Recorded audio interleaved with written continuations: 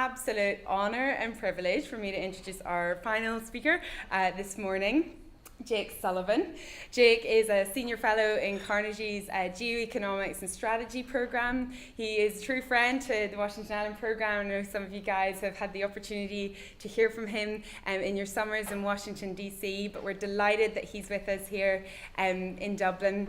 Jake was senior advisor and head of policy for the Hillary Clinton presidential campaign. He also served as the former national security advisor to Vice President Joe Biden and director of policy planning at the U.S. Department of State. So would you please join me in welcoming Jake Sullivan?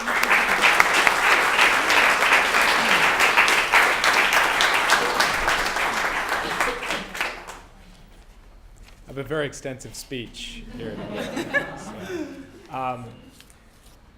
It has been an incredible set of panels and discussions today, kicked off, of course, by the Taoiseach's remarks, which were wonderful, especially since he quoted me. So, you know, they must have been very learned and interesting.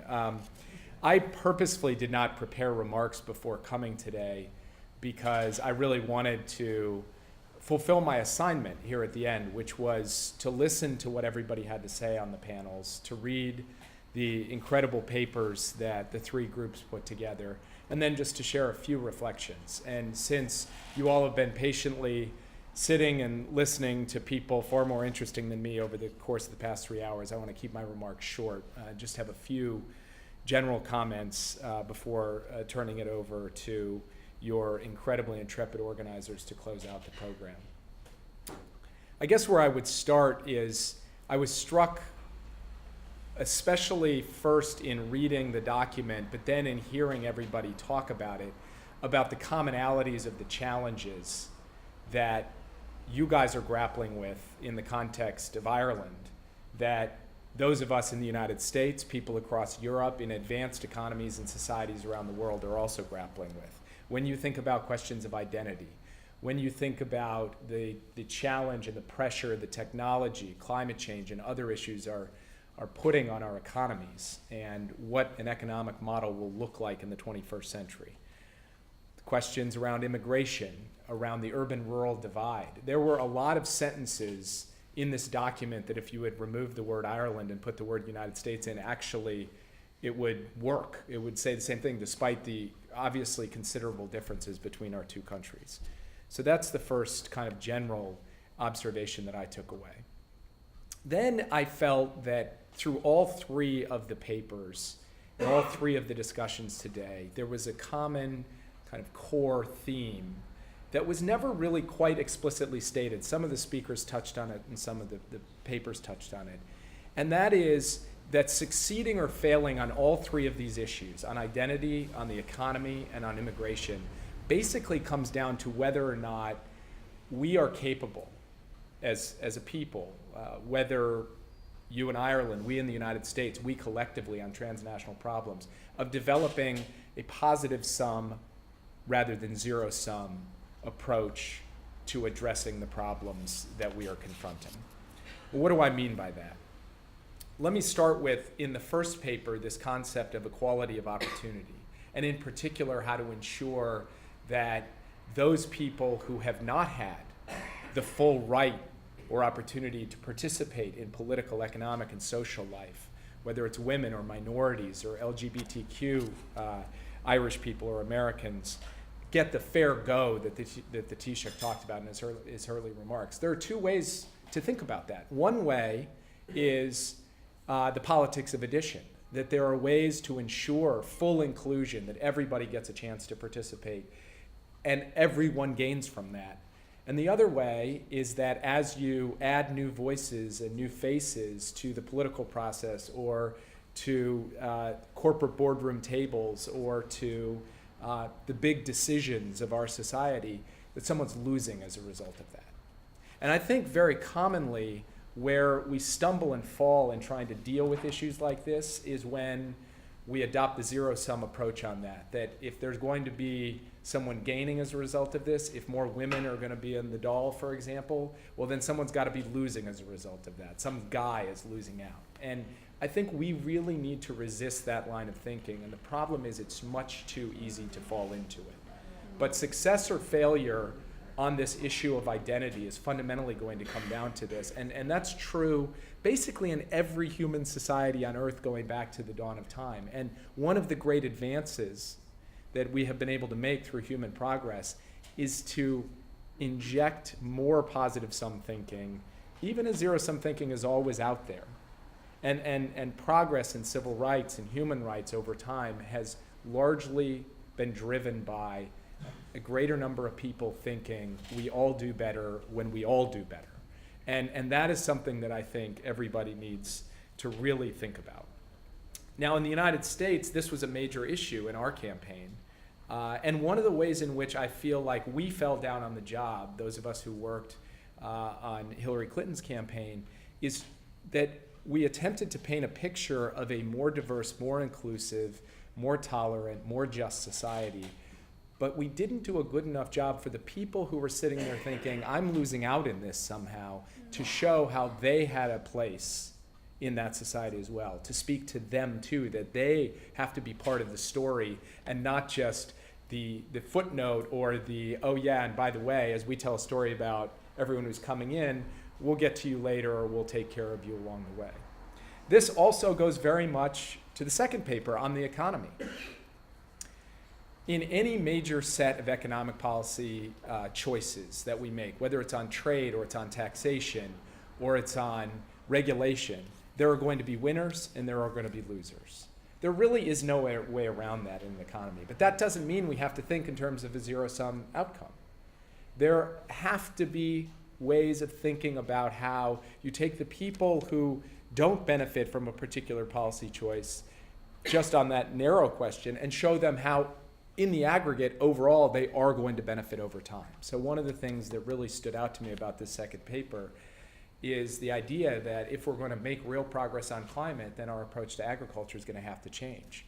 That is hard to deny as a fact, not just here in Ireland, but around the world. But the question is, what do you actually say to the people who make their livelihoods, who've built their culture, who have their families rooted in a life on the farm and in agriculture? It's not good enough to say, well, we'll put you in a coding school for 6 months and then you'll get a job as a programmer. That is not a plausible answer. And it's the answer that we too frequently try to give to people who are being transitioned out of industries that don't work anymore. We need a better, fuller answer to that. And one thing I would implore all of you to think about is as you think about answering the question of, what is the change that is required to deal with technology, to deal with climate change, to deal with artificial intelligence, and all the things that the paper so articulately talked about, is what actually is our story to the people who are in the immediate term negatively impacted by that, so they see this not as zero sum, but as positive sum.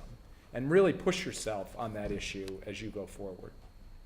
Because the great challenge of our time, for every advanced society, and indeed now, even for developing economies like China and India, is going to be how are all of these forces of technology and globalization that are pressing down upon the economic compact that governments have made with their citizens, how do we take those and make them work for us rather than against us, so that we are strengthening rather than hollowing out the middle classes in our societies across the world? That is a question that is, I think, haunting advanced economies the world over.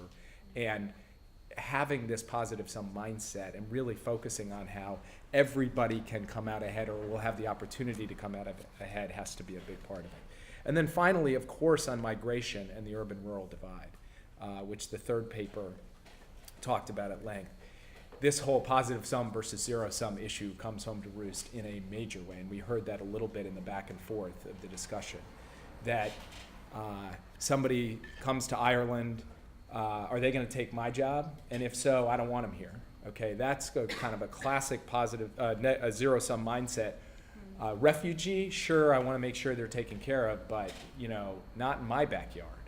In the United States, this is a defining feature of our political landscape right now, and probably the most significant issue that actually propelled Donald Trump into the presidency, immigration more than any of the other things that he talked about. And it's because he played to a zero-sum mindset. And when you are a person, and somebody mentioned this on the panel, who's not comfortable in middle class, who actually is struggling to get a job and hold a job and get better wages at it, and an immigrant comes along, you are going to be much more susceptible to that kind of demagoguery, to the idea that the fear of the other should be your motivating principle for how you hold on to what is yours.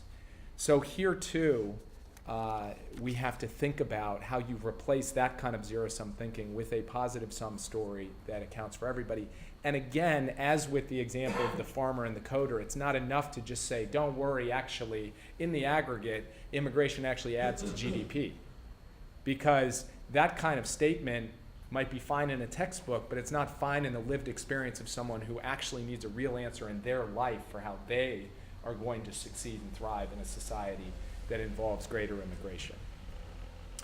So this leads just to a second observation, which is I'm a policy guy, a policy wonk, and I think the technical term for that is nerd.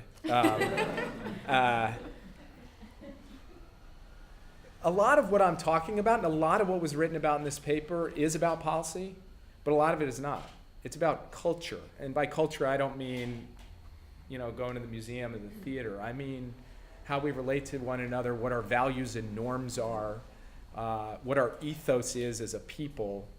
And this happens at multiple different levels within a society. One of the papers I thought was really effective, I think it was the economy paper, in talking about how to transform the mindset of business decision making so that it incorporates social responsibility more effectively and isn't just about the bottom line. In the United States, we have an extreme challenge in this regard because we have something called shareholder primacy, which means that the decision makers in any company are legally obligated to care basically only about what is good for the shareholders. And the result over time has been a transition from long-term thinking to short-term thinking to get that share price up, and from a focus on workers, communities, and country to a focus on shareholders. I think this is true in Europe as well. It's true to a greater extent probably in the United States.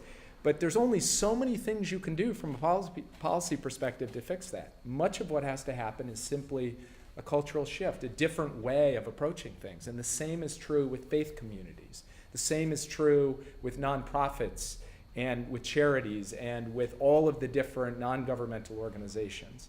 And that really is where the Washington Ireland program comes in. Because fundamentally what you guys are all about is not, how do you put a line item in a budget or develop a particular program of economic development in a particular place. It's about infusing change and dynamism, and I hope this positive sum mindset into the broader culture across all the different kinds of work that you guys are going to do. Some in the private sector, some in the public sector, some in the nonprofit sector. And so the reason why I personally have been so committed to trying to be involved with this group and groups like it is because this is where the rubber meets the road, actually. You're not going to get this shift that I've been talking about simply by sitting in Dublin or in Washington or in London or Brussels or anywhere else and trying to dictate it from the top down. You've got to have it built from the bottom up to a significant extent. The third thing that really stood out to me in the paper is this question of how we actually measure what a good economy is, what a good society is, what a good future is for people. And something that the Taoiseach said resonated with me. He said, he sort of sees a future in which every child, I think the way he put it, could grow up to have all the choices they would want as an adult. Hillary Clinton actually has been using a phrase for 25 years, which is society in which every child can live up to his or her God-given potential, on the view that talent is universal and opportunity is not. And it was interesting to hear the echoes and reflections of that in what the Taoiseach had to say. But this idea that GDP or even the employment rate is not necessarily a good measure of whether a society and an economy is thriving. I think this is a very important insight that you guys had. And it goes also to one of the panel discussions about the future of this island. that measuring the strength or success of a democracy cannot simply be by 50+1. That's true with constitutional questions here, but it's also true more generally, that you are going to end up in a very zero-sum world if it is all about just getting over the line in terms of the majority and then imposing your will on the rest and not getting buy-in from communities across the board. And here I'm not just talking about Northern Ireland, I mean on every significant question about the future. And the health and strength of a democracy has to rest in that in a substantial way. I'll just say two things in closing. One is that I'm sure as you guys encountered, one goes to something else that Taoiseach said, which I often talk about. He said in 2007, he watched his maiden speech, and he was much more confident than he was when he goes out and speaks now. And I thought first, like, that should inspire confidence in all of us, that the leader of the parliament in Ireland's like, I'm sort of not very confident here. But actually, I completely agree with him, 100% wholeheartedly, and there is wisdom, deep wisdom in that. And I'm sure just even working through these papers, struggling with these issues, you realize that, these are really hard problems, that if they were easy, they probably would have been solved by now. And one of the other things that I have always been struck by, and particularly working in the hallowed halls of the White House and the State Department, is that every human endeavor, whether it's government or it's a nonprofit organization or it's a church, is fundamentally just the sum total of the human beings that operate it, with all of their strengths but also all of their weaknesses. And I've said this, I think, to a few people here. The first day that I showed up for a meeting in the Situation Room at the White House, which is this kind of incredible place you see in movies. It's not actually as cool as it looks in the movies, first of all. So we're sitting there for the meeting, and at first I thought, this is it. Like, I've really made it. This is where the magic happens. And then after about 20 minutes, I thought, this is it? Like, there's got to be another room like down the hall where the real people are making the real decisions. And then you realize there isn't another room. There's only us at the end of the day. And, it's hard as a young person to decide, I'm just going for it. It's me. I'm the guy. I'm the gal. I'm going to be the one who does it. And that can feel like arrogance, which the Taoiseach referenced earlier today. But I really would encourage all of you, not that you need that much encouragement, because you guys are all pretty forward-leaning, not to confuse hanging back with being humble. That you guys have a contribution, a role to play right now, today, not to wait on these things. And in the last panel, this discussion about the cynicism or the lack of faith in democracy and democratic institutions. I see that in a big way in the United States. And I would just argue, whether you're going into politics or something else, that feeling that you have to go contribute now and you've got to be part of the solution today, but then recognizing that those solutions are going to be hard to come by, they're going to be incremental, you're not going to get it all in one go. That, for me, is the real issue. And I'll just close with an anecdote. I was one of the people involved from the very start in negotiating the nuclear deal with Iran. We would take these long plane flights. Speaking of policymaking being human, at the time that we were doing these negotiations, this is a total aside, I'm just abusing the podium to say this. Take these 17-hour plane flights to Oman, the Gulf country of Oman, where we do these negotiations. And I was dating a woman who's now my wife, who was working for Senator John McCain at the time, and was deeply opposed to any nuclear diplomacy with Iran whatsoever. So I would have to sit on the flights on the way home from having these negotiations and say to my colleagues, like, when she finds out, at the time it was secret, that we are doing this, she's gonna be very angry with me.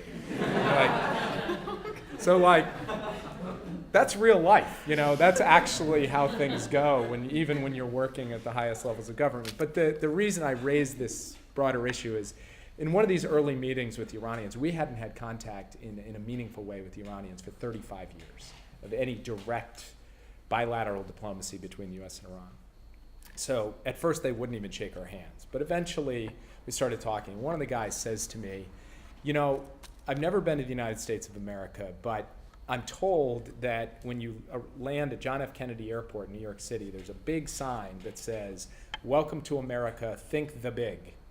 And that is what we must do, Mr. Sullivan, he said. We must think the big. So our negotiating team all got T-shirts that said "Think the Big" on it. That is what we tried to do in producing the end of that agreement, and that's what I would encourage all of you guys to do in the years ahead. Think the big. And thank you for having me here. And great job.